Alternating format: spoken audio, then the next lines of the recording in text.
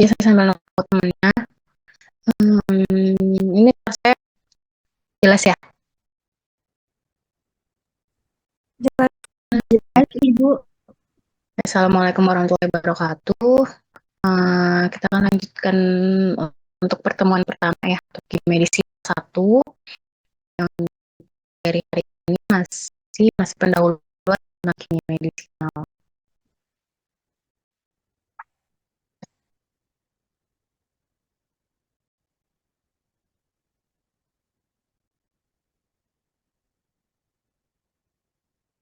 Ini untuk pustakanya kita bisa pakai ini ya, tapi bisa juga dari jurnal-jurnal atau buku-buku lain.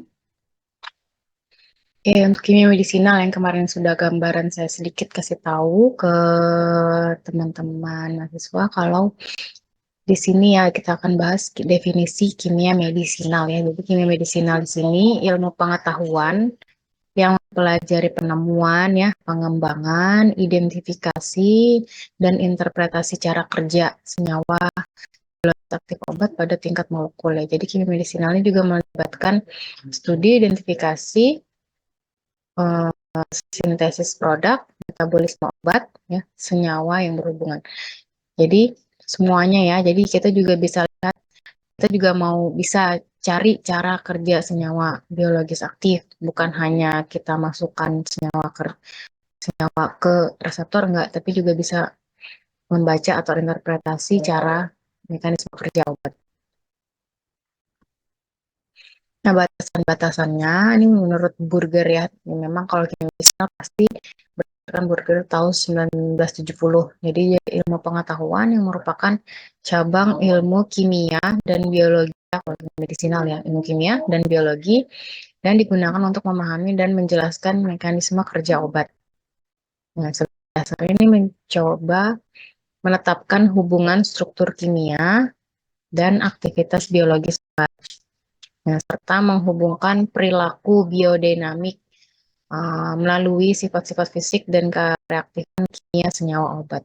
Nah, di sini kimia medisinal, kemarin juga saya sempat kasih tahu sedikit kalau medisinal pasti melibatkan isolasi, karakterisasi, dan sintesis senyawa-senyawa yang digunakan dalam bidang kedokteran untuk mencegah dan mengobati penyakit serta memelihara kesehatan. Ya pasti nanti kalau mau mempelajari kimia medisinal, ini kan kita mau lihat nih hubungan struktur kimia dan aktivitas biologis obat. Jadi juga saya bilang di atas kalau ini adalah suatu penemuan, penemuan pengembangan. Kalau penemuan berarti kita bicaranya bisa jadi dari isolasi, ya isolasi awal. Senyawa kimia yang misalnya belum kita ketahui yang ada di alam, misalnya dari daun tertentu, tadi isolasi secara acak nih, kita ketemu suatu senyawa kimia, kita uji, itu namanya penemuan ya, penemuan. Kalau misalnya sudah kita ketahui senyawanya, berarti itu pengembangan itu ya.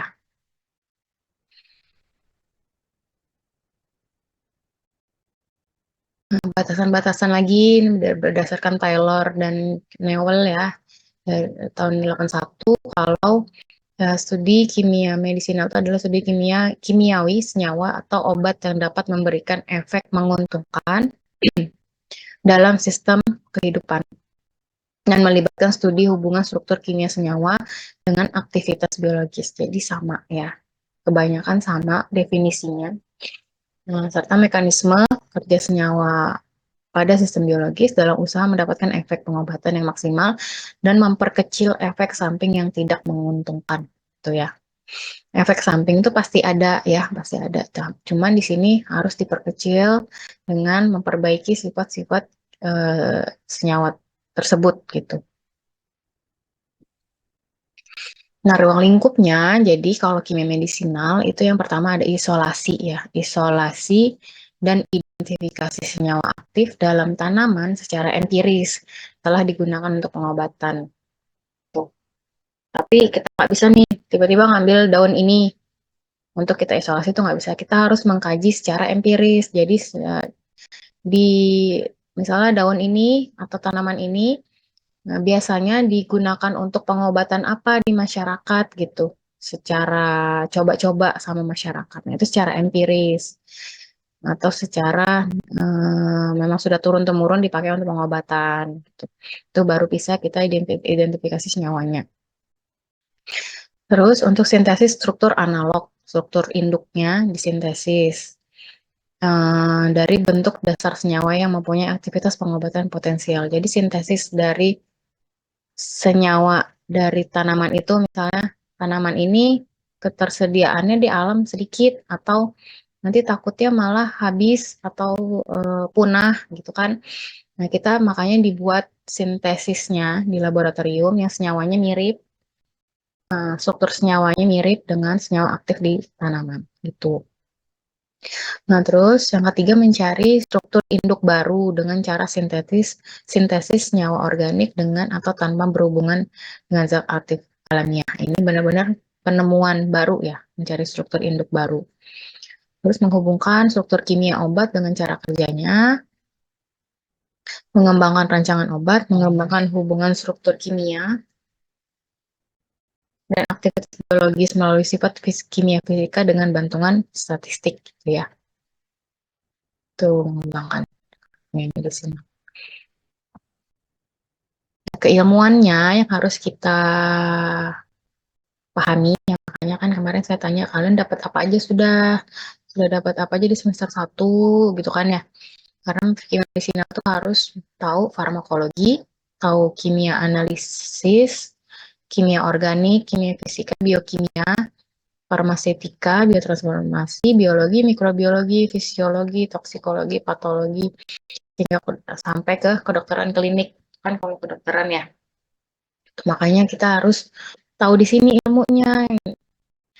Pokoknya yang penting tahu kalau obat itu mekanismenya adalah senyawa, suatu struktur senyawa itu akan berikatan dengan satu sisi senyawa akan berikatan dengan satu sisi reseptor yang molekulnya sangat besar itu kan nggak mungkin berikatan dengan semuanya itu nggak mungkin jadi dia akan berikatan dengan satu sisi reseptor tuh kita pelajarin sampai situ nanti ya di kimia medicine.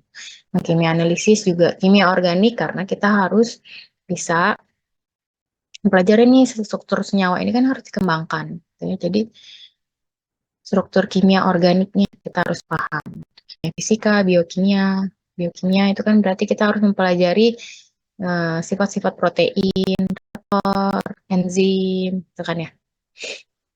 Ini kita cabang ilmu lain juga harus paham. Nah, untuk sejarahnya kimia medisinal ya. Jadi beberapa abad yang lalu ada periode pengembangan obat organik ya telah diperhatikan. Jadi kemungkinan adanya hubungan antara struktur kimia, sifat-sifat kimia fisika dan aktivitas biologis senyawa aktif suatu obat gitu ya. Pada abad ke-19 secara empiris pengobatan oleh manusia dikembangkan dengan cara isolasi zat aktif dulu ya pada abad ke-19. Nah, di sini diidentifikasi struktur kimianya, kemudian diusahakan untuk dapat dibuat secara sintetis. Jadi, pembuatan sintetis juga dari abad ke-19 sudah dilakukan, gitu ya. Nah, telah juga dilakukan berbagai modifikasi struktur aktif. Ya, struktur yang sudah ada nih, struktur kimia yang ini, yang pada abad ke-19 sudah dibuat sintetisnya. Nah, selanjutnya dilakukan modifikasi struktur aktifnya ya. Zat aktif dilakukan modifikasi secara sintetis untuk mendapatkan senyawa baru dengan aktivitas lebih tinggi. Tuh ya. Jadi ini sejarah awalnya itu pada penemuan penisilin ya. Penisilin itu antibiotik potensial. Nah, dari zaman itu juga aman ya. Namun seiring perjalanan waktu muncul kasus alergi penisilin. Nah, sehingga harus diganti cari antibiotik pengganti ya karena adanya kasus alergi. Itu untuk yang pertama antibiotik. Selanjutnya ada itu adalah morfin. Morfin di sini sebagai analgetik yang kuat ya, potensial memblok rasa nyeri secara terpusat tetapi menimbulkan ketergantungan di sini morfin, ketergantungannya sangat tinggi gitu ya. Sehingga harus diganti dengan apa namanya? Analgetik. Nah, analgesik yang lain selain morfin untuk memblok rasa nyeri.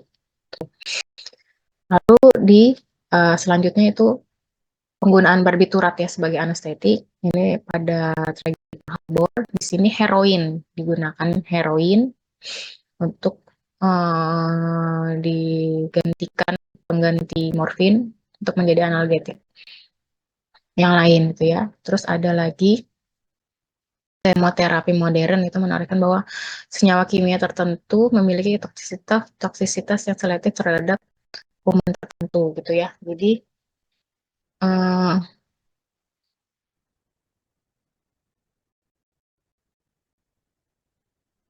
kemoterapi ya memiliki efek toksik, tapi dari efek toksik ini ya kan ya dia ternyata memiliki aktivitas sebagai antibiotik ya. Jadi bukan hanya pengembangan obat untuk menurunkan efek samping, untuk meningkatkan aktivitas, tapi juga dilihat dari potensi efek toksiknya ini ternyata dia memiliki aktivitas terhadap aktivitas lain terhadap misalnya ini terhadap sebagai antibiotik seperti itu ya. Jadi dilihat potensialnya gitu ya. Untuk kimia medisinal memang seluas itu ya. Jadi bukan hanya pengembangan untuk meningkatkan aktivitas enggak, tapi juga dilihat ternyata efek toksik juga bisa bermanfaat untuk pengembangan obat, mendapatkan obat baru sebagai antibiotik gitu ya. Untuk kimia medisinal. Nah, untuk sumber obat, ya berdasarkan sumber obat, itu ada 3 obat alamiah, ya dari tanaman, obat alamiah. Kalian di semester 1 sudah dapat belum? Sedikit lah tentang obat, sumber-sumber obat gitu. Ada nggak?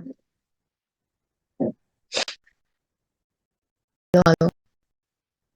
Ada Ibu. Ada, ada ya, berarti kan masih nyambung ya, sini ya. Itu di apa? Di mata kuliah apa ya?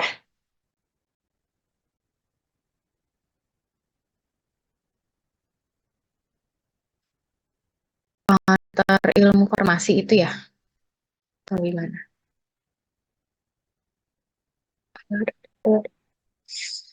Nah, jadi obat itu ada 3 ya golongannya ya. Ada obat alamiah, ini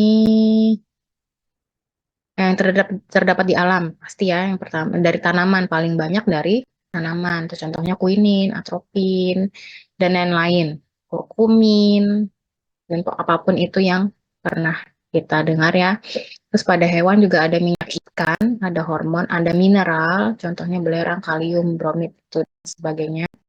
Itu dari hewan.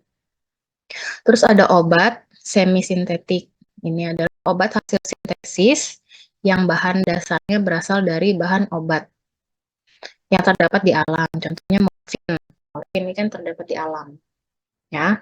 Itu diubah menjadi kodein. Terus obat sintetik murni. Ini adalah obat yang bahan dasarnya tidak berkhasiat.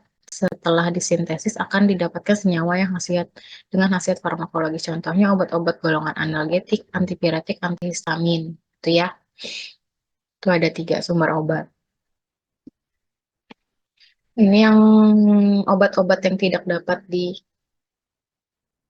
secara sintetis atau biaya produksi mahal, maka diisolasi dari sumber alam. Contohnya glikosida jantung, quinin, atropin, insulin, gitu ya. Insulin kan juga memang biasanya dari hewan. Ya. Terus, nah ini beberapa kasus ya, kenapa dilakukan hmm, apa namanya pengembangan obat dengan ilmu kimia medisinal. Jadi ya 5 juta senyawa kimia yang sudah diidentifikasi setiap tahunnya bertambah 100 juta senyawa baru itu ya dari 5 juta senyawa kimia. Nah, 63.000 itu telah digunakan secara umum, ya 4.000 sebagai obat, 4.000 sebagai bahan tambahan, 1.500 sebagai pestisida, gitu ya.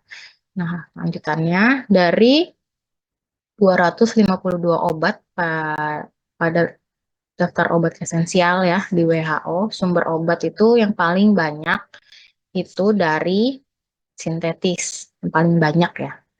Ya, selanjutnya itu dari tumbuhan atau hewan, farmakognisi. Nah, secara sintetis ini yang berperan besar itu ilmunya adalah kimia medisinal gitu ya.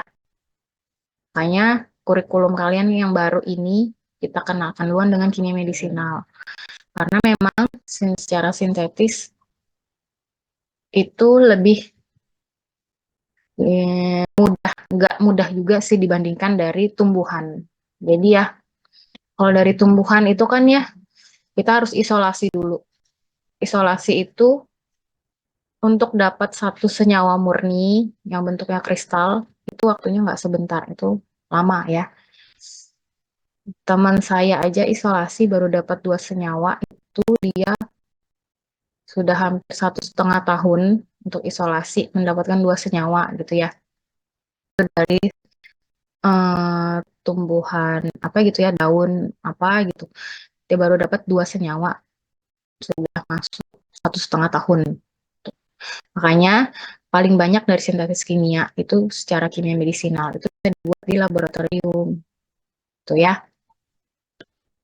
Nah, pengembangan obat baru di sini untuk satu jenis obat sampai dapat dipasarkan 20 sampai dengan 200 miliar rupiah gitu ya, harganya dari 8.000 sampai dengan 10.000 senyawa baru yang baru disintesis. Ya, itu dari satu jenis obat. Nah, setelah diuji kimia fisika, aktivitas disintesis, toksisitasnya, uji farmakokinetik, farmakodinamik, toksisitas, farmakodinamik, dan uji klinik, kemungkinan dari 8.000 sampai dengan 10.000 senyawa tadi hanya satu yang secara klinik dapat digunakan sebagai obat. Itu kalau trial and error di laboratorium ya, pengembangan obat baru. Nah, sehingga setelah ilmu pengetahuan berkembang ya, struktur kimia ini, struktur kimia obat ini ternyata dapat menjelaskan sifat-sifat obat. Dari unit-unit struktur molekul obat berkaitan dengan aktivitas biologis obat. Nah, untuk mencari hubungan antar struktur kimia dan aktivitas biologis dapat dilakukan terutama dengan mengaitkan gugus fungsional. Ya, kalian harus paham sekarang gugus fungsional itu apa aja, gugus fungsional itu apa, dan apa aja. Ya kan ada banyak yang gugus fungsional itu ada banyak tertentu dengan respon biologis yang tertentu juga, gitu ya. Gugus fungsional ini dia akan menimbulkan respon biologis dengan berikatan dengan salah satu bagian reseptor ya, bukan dari seluruh reseptor. Nah, hal ini kadang mengalami kegagalan karena terbukti bahwa dengan unit struktur kimia yang sama itu belum tentu menunjukkan aktivitas biologis yang sama. Jadi sebaliknya, aktivitas biologis yang sama sering diperlihatkan oleh senyawa dengan struktur kimia berbeda. Tuh, ya. Struktur kimia yang sama itu aja belum tentu menunjukkan aktivitas biologis sama. Tapi malah sebaliknya, di kimia medisinal kita bisa menemukan bahwa struktur kimia yang berbeda ya, bisa menghasilkan 2 aktivitas yang berbeda malah. Atau malah struktur kimia yang berbeda, aktivitas biologisnya malah sama gitu. Jadi kan bisa jadi kita menemukan obat-obat baru untuk alternatif. Kalau bahan baku yang ini habis, bahan baku yang ini untuk obat ini habis. Paham ya? Nah, ini contoh ya. Jadi, untuk kimia medisinal, sampai sini kan kita nggak mungkin dari 8.000 sampai 10.000 senyawa cuma dapat satu, itu belum tentu berhasil. Makanya kita harus melakukan pengembangan dengan pendekatan struktur kimia melalui ilmu kimia medisinal gitu ya. Nah, contoh untuk turunan fenol. Di sini ya, senyawa-senyawa dengan gugus fungsional. Gugus fungsional yang kalian harus tahu ya di sini, contohnya adalah aromatiknya OH ini, fenol ini adalah gugus fungsional ya, aromatik. OH juga suatu gugus fungsional, gitu ya. Turunan fenol, fenol, kresol, eugenol, dan timol mengandung gugus fungsi hidroksifenol. Ini adalah gugus hidroksifenol. Ya, ada OH-nya hidroksi dan fenol aromatik. Ini berkhasiat sebagai antibakteri, gitu ya. Tapi pada R ini ya, gugus fungsi R di aromatiknya, ketika ditambahkan dengan H, dia akan menjadi fenol, ya, ini adalah H. Ketika ditambahkan dengan 2CH3, dia akan berubah menjadi kresol, ya. Ketika ditambahkan dengan gugus fungsi ini, ya, dia akan menjadi eugenol dan seterusnya. Dia akan menjadi timol dan masing-masing menjadi aktivitas biologinya sebagai antibakteri. Itu kita sudah mendapatkan 4 senyawa obat sebagai antibakteri. Di situ fungsinya kimia medisinal. Dan di sini kita bukan coba-coba di lab, tapi kalau kimia medisinal kita coba-cobanya secara komputasi ya di komputer. Gitu itu ada alatnya ya, bukan langsung kita bikin nih di lab pakai pelarut ini kita coba di bakteri, enggak, kita cobanya di laboratoriumnya pakai komputer itu ya. Contoh lain ini adalah golongan sulfonamida. Jadi golongan sulfonamida di sini contohnya sulfonilamid, sulfacetamid, sulfaguanidin, dan sulfamethoxazole ini adalah mengandung gugus fungsi sulfonamid. Ya, gugus fungsi utamanya saya buat ini ya, sulfonamid.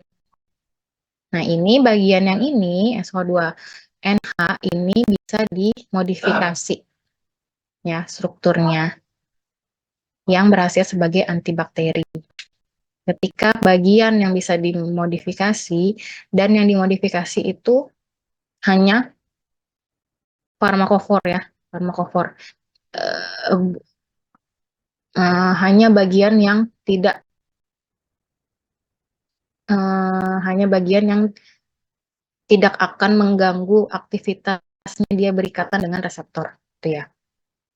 Kalau ini untuk modifikasi bisa di bagian ini, yang bagian R ini. Kita akan mendapatkan 4 senyawa antibakteri baru, gitu ya. Kalau 3 senyawa antibakteri baru, yang pertama kan sulfonilamid nih, ya kan? Yang ini. Yang 3-nya itu adalah antibakteri baru. Itu ya, secara sederhananya gitu. Nah, penjelasannya ya, jadi untuk turunan senyawa dengan gugus fungsi yang sama dapat memberikan respon biologis yang sama. Itu karena bekerja pada reseptor yang sama atau mempengaruhi proses biokimia yang sama. Itu penjelasan sederhananya ya, kalau turunan dengan gugus fungsi yang sama dapat memberikan respon biologis yang sama. Nah, untuk turunan fenol di sini ya, gugus fungsinya adalah hidroksi, dapat menyebabkan koagulasi pada denaturasi protein bakteri, gitu ya. Nah, untuk turunan sulfonamid di sini bekerja pada penghambatan bersaing dengan para aminobenzoat. Itu adalah suatu senyawa yang diperlukan untuk pembentukan asam dihidropetroat yang sangat diperlukan untuk pertumbuhan bakteri. Ini reseptornya berbeda ya untuk turunan fenol dan sulfonamid. Reseptornya berbeda tapi mempengaruhi reseptornya sama, cuman dia beda pada penghambatan proses biokimia si bakterinya. Ya, kalau turunan fenol dan sulfonamid gitu. Ya, kalau ini kan turunan fenol pada bagian protein koagulasi dan denaturasi protein sel. Nah, itu yang diganggu. Kalau sulfonamid dia menghambat si para aminobenzoat. Gitu. Sama-sama menghambat pertumbuhan bakteri. Tuh, cuma di bagian yang berbeda. Paham ya?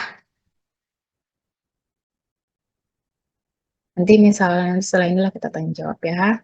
Nah, selanjutnya contoh lain untuk senyawa dengan struktur kimia berbeda. Di sini kan struktur kimianya berbeda, tetapi aktivitas biologisnya sama ya. Jadi contohnya di sini obat anestesi sistemik. Ya, contohnya ether, siklopropan, halotan, dan tiopental. Nah, di sini untuk ether, ini kan ether seperti ini ya. Ini siklopropan, ini halotan, dan ini tiopental. Ya, nanti kita lihat. Nah, obat yang kedua ini adalah diuretik. Contohnya uh, nanti kita lihat penjelasannya. Kalau yang ini untuk anestesi sistemik dari bentuk strukturnya aja sudah kelihatan amat sangat jauh ya. Bentuknya sudah sangat jauh. Tapi sama-sama sebagai obat anestesi sistemik. Tuh. Nah, untuk obat diuretik di sini juga sama. Strukturnya berbeda ya, strukturnya berbeda, tapi aktivitasnya juga sama-sama sebagai obat diuretik. Nih contohnya adalah chlormepridine, acetazolamid, hidroklortiazid, dan spironolakton. Ya, kita lihat penjelasannya. Nah, kalau turunan senyawa dengan struktur kimia berbeda dapat memberikan respon biologis yang sama, ini karena apa? Karena aktivitas turunan tersebut ya tidak tergantung pada struktur kimia spesifik. Ya, anggaplah ini tidak tergantung pada struktur kimia gitu ya. Karena kita belum belajar nih sampai struktur kimia spesifik dan non spesifik. Nanti kita ada penjelasan sendiri. Anggaplah ini memang aktivitas turunannya tidak tergantung pada struktur kimia. Tetapi di sini dia lebih tergantung pada sifat kimia fisika si struktur tadi. Misalnya dari kelarutan, aktivitas termodinamik, ya. Nah, gitu ya. Nah, terjadi pada senyawa turunan berstruktur tidak spesifik atau obat anestesi sistemik. Karena apa?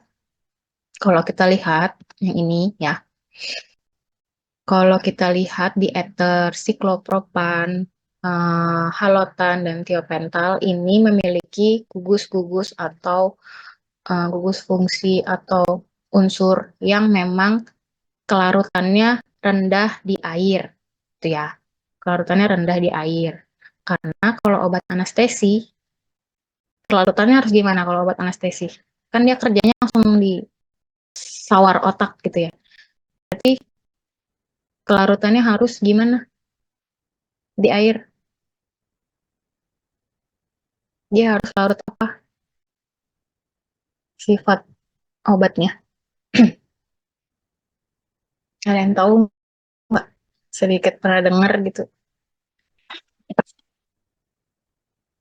Kalau dari penjelasan ini kan, dia berarti tidak tergantung dari struktur, tapi tergantung dari sifat kimia fisik, misalnya kelarutannya. Tuh. Kalau di obat anestesi, berarti obat-obatnya harus kelarutannya rendah di air. Dia harus tinggi, larut di lemak, karena langsung harus menembus ke sawar otak. Gitu ya. Kalau kita lihat dari halotan misalnya, dia ada BR, ada fosfor, ada Cl, itu dia larut di lemak ya. Dan juga ether. Ether ini rantainya panjang, dia akan lebih rendah larutnya di air. Dan juga dengan tiopental. Dia ada S di sini. Dia rendah larutnya di air. Itu ya. Bentuk siklo itu dia kelarutannya rendah di air. Kalau ini juga seperti itu ya. Jadi obat diuretik, kalau kita lihat obat diuretik menghasilkan respon farmakologis yang sama ya karena masing-masing mempengaruhi proses biokimia, interaksi dengan reseptornya ya yang berbeda. Jadi mekanisme kerjanya berbeda tetapi efek biologisnya itu timbulnya sama yaitu diuresis. Diuresis apa sih? Peluruh peluruh air kencing ya. Jadi menurunkan tekanan uh, di dalam tubuh, tekanan air dalam tubuh, menunjang pengertian bahwa mekanisme kerja obat pada tingkat molekul dapat melalui beberapa jalan. Ini memberikan penjelasan beberapa mengapa obat dengan tipe struktur berbeda dapat menunjukkan respon biologi farmakologis yang sama gitu ya. Ini obat-obat diuresis. Kalau ini adalah senyawa dengan unit strukturnya sama ya. Ini sama-sama sulfonamid ya, sama-sama sulfonamid menghasilkan aktivitas biologis yang berbeda-beda ya, bermacam-macam. Jadi desidapson, dapson sebagai anti lepra ya. Terus apa nih? Sulfadoksin itu sebagai anti malaria dan sebagainya ya. Probenesid itu uricosuric, hidroklorotiazid sebagai diuresis, tapi sama-sama memiliki unit strukturnya sulfonamid, sulfonilamid. Ya, semuanya ada. Cuman di bagian H itu diganti dengan gugus fungsi lain untuk menghasilkan obat-obat lain.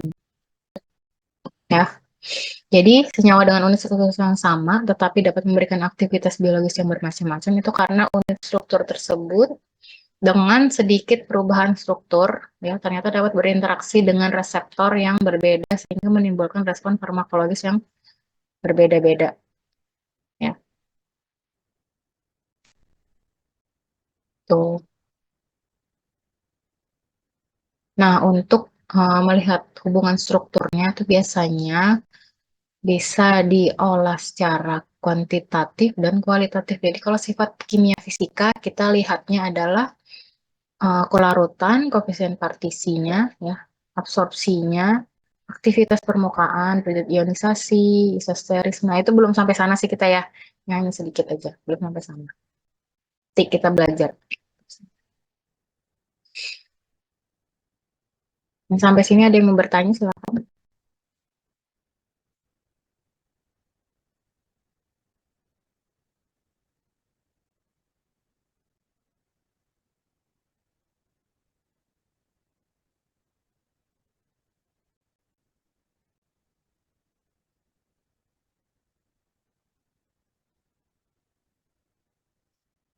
Ada yang mau bertanya? Masa sudah paham semua?